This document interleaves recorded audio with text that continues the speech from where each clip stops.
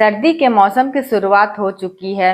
Winter season आ चुका है। इस सर्दी के मौसम में हमारा खान पान रहन सहन कैसा हो, हमारी दिनचर्या कैसी हो, इससे संबंधित इस वीडियो में जानेंगे।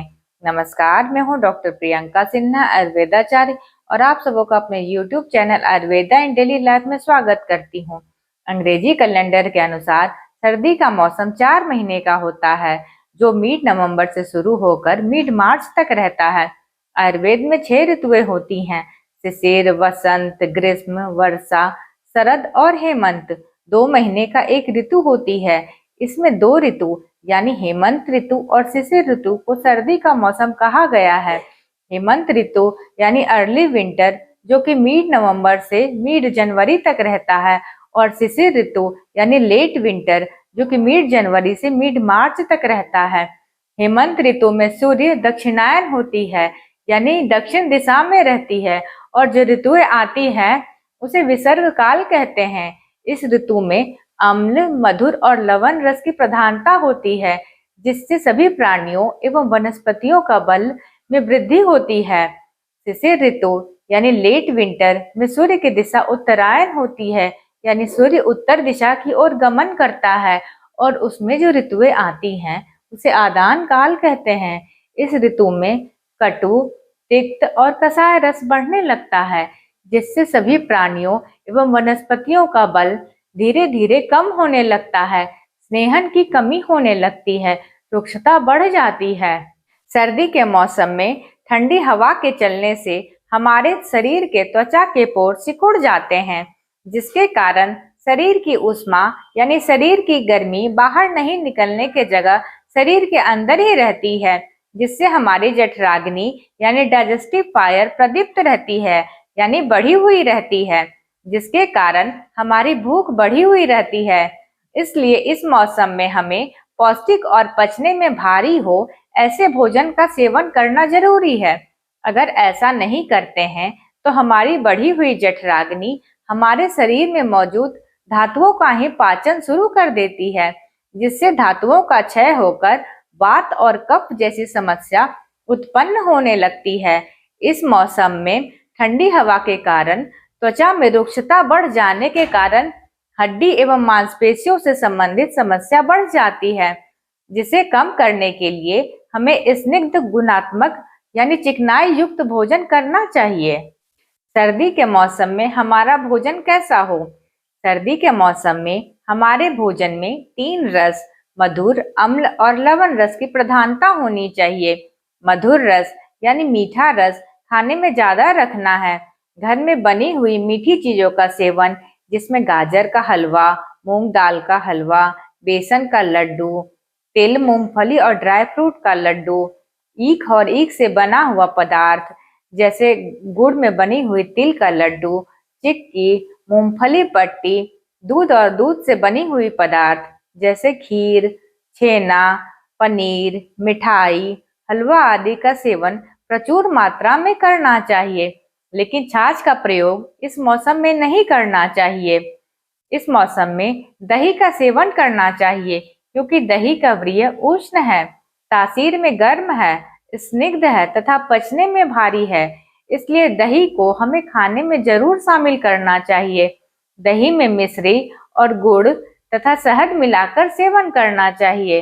दही खाने से कुछ लोगों को कफ जैसी समस्या होती है, तो उन सभी को दही में शहद मिलाकर खाने से दही से होने वाली समस्या नहीं होती है। अम्ल रस के रूप में हमें आंवले का सेवन इस मौसम में खास करके करना चाहिए। आंवले के जूस, मुरब्बा, कैंडी, चटनी आदि का सेवन करना चाहिए। आंवले से संबंधित संपूर्ण जानकारी के लिए हमारा वीडियो आंवले के फायदे एवं सेवन विधि देख सकते हैं, जिसका लिंक डिस्क्रिप्शन बॉक्स में दिया गया है। अनाज का चयन सर्दी के मौसम में गेहूं, बाजरा, मकई का सेवन करना चाहिए। खास करके ठंडी के दिनों में गेहूं के रोटी का सेवन करना चाहिए। गेहूं में स्निग्धता है, बल्य है, शरीर में बल प्रदान करता है, रुचिकर है तथा स्वादिष्ट है और पचने में भारी होता है। चावल के रूप में नए चावल का प्रयोग इस मौसम में कर सकते हैं। जनरली हम पुराने अनाज का प्रयोग करते हैं, लेकिन इस मौसम में नए चावल का प्रयोग करना चाहिए क्योंकि नया चावल पचने में भारी होता है। दाल में मूंग की दाल हर मौसम में पथ्यकर होता है, यानी इसे हर मौसम में खा सकते हैं। लेकिन ठंडी में उड़द की दाल सबसे अच्छी होती है क्योंकि उड़द पौष्टिक है तथा हैवी होती है। चने की दाल का सेवन भी कर सकते हैं।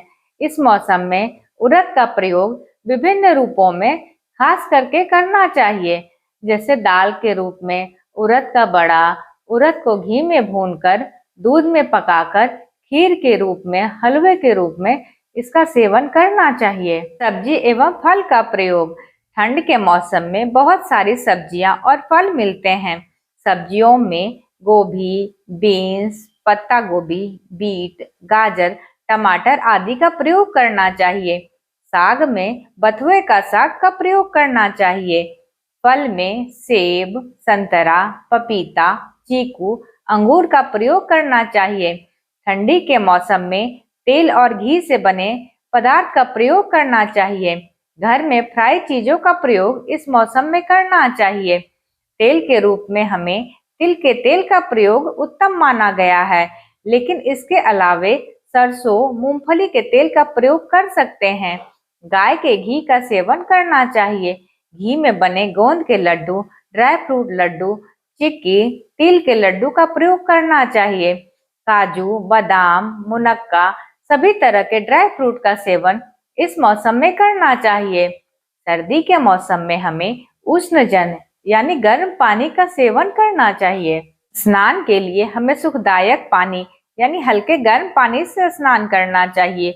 युवा एवं स्वस्थ व्यक्ति को ताजे जल से स्नान करना चाहिए। गर्म पानी शरीर पर डाल सकते हैं, पर सिर के ऊपर गर्म पानी नहीं डालना चाहिए। अगर हम सिर के ऊपर गर्म पानी डालते हैं तो हमारे बाल तेजी से झड़ने लगते हैं और आंखों की रोशनी पर भी इफेक्ट होता है। अभ्यंग यानी मालिश इस मौसम में जरूर करना चाहिए। मालिश के लिए तिल का तेल सर्वोत्तम है। इसके अलावे सरसों के तेल का प्रयोग कर सकते हैं। नारियल के तेल का प्रयोग इस मौसम में नहीं करना चाहिए। इस मौसम में व्यायाम यानी एक्सरसाइज जरूर करना चाहिए। इस मौसम में पीठ के बल लेटकर या बैठकर धूप सेकना चाहिए। ठंड के मौसम में बरती जाने वाली सावधानियां। वातवर्धक खाद्य पदार्थ जिसके खाने से शरीर में वात यानी वायु बढ़ जाती है, उनका प्रयोग इस मौसम में नहीं करना चाहिए।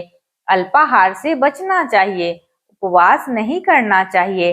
ठंडी हवा से बचकर रहना चाहिए। सर्दी के मौसम से जुड़ी जानकारी अगर अच्छी लगी हो तो लाइक और कमेंट करें। चैनल पर नए हैं तो सब्सक्राइब करें और ऐसे इंफॉर्मेटिव वीडियो के लिए बेल आइकन को प्रेस करें। स्वास्थ्य से स्वास्थ्य रक्षणम। धन्यवाद।